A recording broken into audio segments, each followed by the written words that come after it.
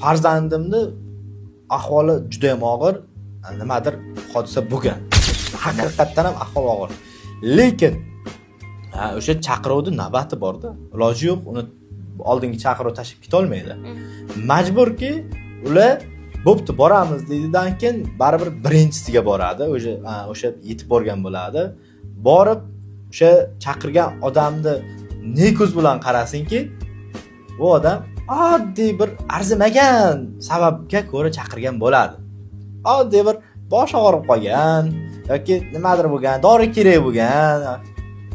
Keyin endi tibbiyot xodimi hech narsa deya olmaydi. Nima unday qilding? Bunaqa deb hech qanaqa shu shikoyat qila olmaydi bemorga. To'g'ri tushuntiradi, lekin biz shoshib turibmiz aka, sal noto'g'ri qilibsiz deydi-da, keyin narigi bemorga shoshadi. U bemorda haqiqatda vaziyat og'ir bo'ladi. Endi borguncha qanchadir vaqt o'tadi. Kechikish bo'ladi.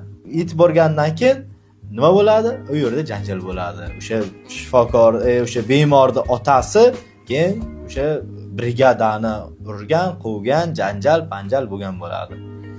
Nima sababdan kechikib kelding degan. Nima qilsin brigada? To'g'rimi, jonim aka?